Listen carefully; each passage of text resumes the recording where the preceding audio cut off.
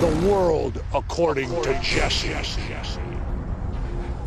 My guest today is Alison Weir. She's an activist and the author of the book Against Our Better Judgment, The Hidden History of How the U.S. was Used to Create Israel. She joins me now from San Francisco to discuss the conflict between Palestine and Israel. You know, I love this show because I really get the opportunity to get history taught to me again with things that were never discussed, even when I went back to school. We didn't discuss things like this, so you should bring the kids in to watch this show. Alison, you first traveled to Palestine territories during the Second War to independently cover the conflict.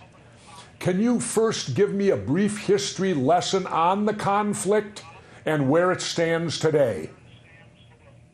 I'd be happy to, because as you point out, most of us don't know that. I had no idea about this 18 years ago. When I was born, it turns out, and I suspect you're about the same age, when I was born, there was no Israel. There was a region called Palestine that at that time was under the British Empire. It was largely, the conflict did not originate from the region. Some people are led to believe by media coverage and I suppose by movies, etc., that this conflict has been going on for thousands of years, people will say. It's not true.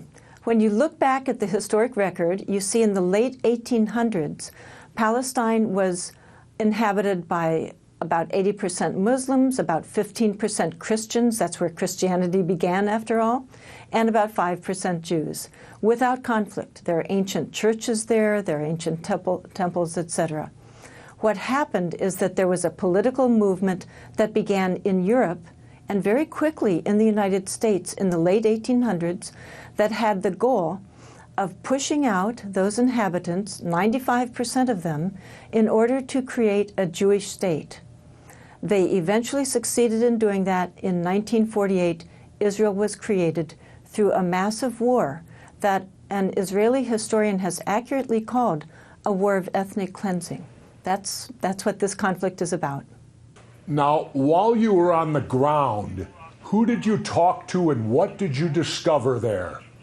I was there in early 2001. This is a period, it was the second major uprising by the Palestinians against the occupation and against the Israeli oppression that they were living under. So I went over there as a freelance reporter. I had known very little about the issue. I always tilted towards Israel. I had seen Exodus with Paul Newman, and I was very sympathetic to Israel. But during this uprising, I began to look into it as a journalist, and online I was very disturbed at what I thought seemed to be going on. So I traveled over there as a freelance independent reporter. I spoke to everybody I could. I traveled randomly and haphazardly throughout Gaza, throughout the West Bank, Ramallah, Bethlehem, Jenin, Gaza City, Rafah, and I talked to everyone. I talked to farmers, teachers, students, professionals, people of low income. And what I saw firsthand was enormous violence against a largely unarmed population, both Christians and Muslims. I saw children who had been shot. A lot of children had been shot. You could, in hospitals in Gaza, I saw small boys who'd been shot in the chest, in the teeth, in the head. I saw a brain-dead little boy. I saw entire neighborhoods that already, this was early 2001, February and March, I saw entire neighborhoods that were destroyed. They looked to me like pictures I had seen of World War II. And it's important to remember that this was before a single rocket had been fired from Gaza. This is what was going on there. It was pretty horrendous, a pretty intense trip. Now, based on that experience of being there and the death and destruction you saw there on the ground, are American media outlets fairly covering this conflict, or are they one-sided? The coverage is, with a few exceptions, very few exceptions, very one-sided. We're getting, at minimum, Israel-centric reporting in terms of what they put in and what they leave out, especially what they leave out, and the spin that we get. And I'm talking about both the liberal media and the conservative media. We are getting reporting that has Israel spin in it. We've done a number of studies, statistical studies on coverage. My son is a scientist. I like to learn factual information.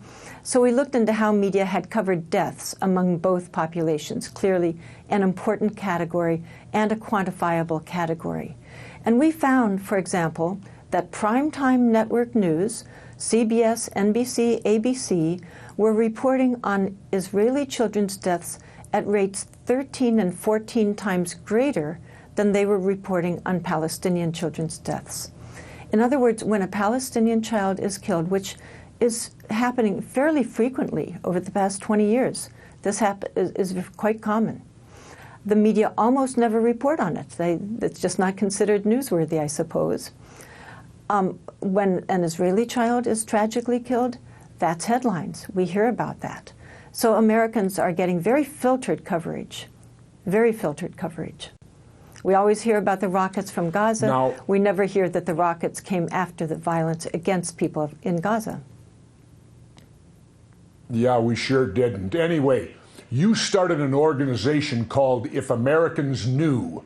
What do you want Americans to know about Palestine and Israel, and what aren't they being told about them? Well, I think one thing that I think it's essential that we learn is that we as Americans are very much a part of this conflict. I always thought it was Israel-Palestine and had really nothing to do with me. I think many people think that. I don't happen to be Jewish, and I didn't think I had any connection to this conflict. Most of us feel that way, I suspect. But in reality, the U.S., our politicians from both parties, are giving Israel massive amounts of money, over $10 million per day. We have given Israel, tiny Israel, far more of our tax money than anywhere else. This makes us responsible for what Israel does. And the rest of the world knows that, especially in the Middle East, but other parts of the world too are quite aware that Americans are funding Israeli actions. And they are often also very aware that Israeli actions are quite often violent. They have violated human rights. This is well documented, violated international law, even violated U.S. laws.